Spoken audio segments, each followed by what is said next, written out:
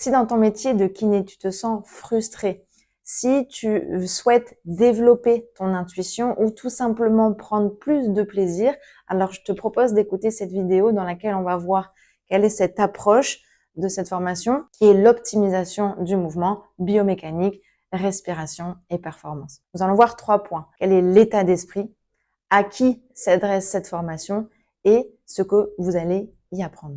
L'état d'esprit de la formation, c'est d'observer, c'est de comprendre, c'est d'agir. L'approche est basée sur une lecture biomécanique du corps humain adaptée à chaque individu. On va utiliser une observation fine des postures et utiliser des outils clés tels que la force, la respiration et l'intention donnée dans les exercices. On va identifier les zones de rigidité qui sont souvent liées à un manque de force et un manque de contrôle moteur, donc des portes d'entrée rééducatives très intéressantes. L'objectif, c'est de retrouver un mouvement fluide et fonctionnel. On va utiliser des chaînes myofasciales, des ajustements posturaux et des activations musculaires. On va utiliser des outils intéressants tels que la kettlebell pour stimuler des schémas moteurs précis. L'enjeu, c'est de recréer des connexions musculaires efficaces, optimiser les mouvements et équilibrer le système nerveux dans ces demandes. À qui s'adresse cette formation?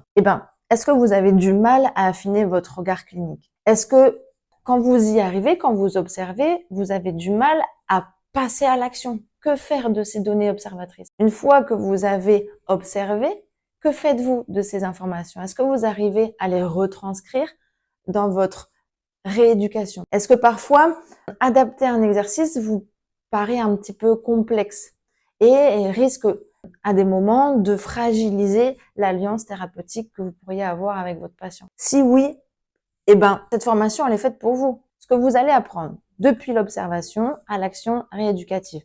Tout d'abord, de transformer l'observation comme un véritable levier thérapeutique. Ça, j'y tiens vraiment. De jouer avec les capacités neuromusculaires pour provoquer des ajustements profonds et durables.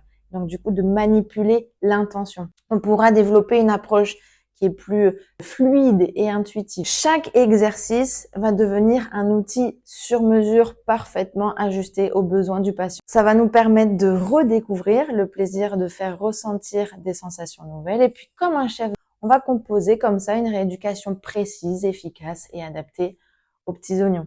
Alors, à bientôt.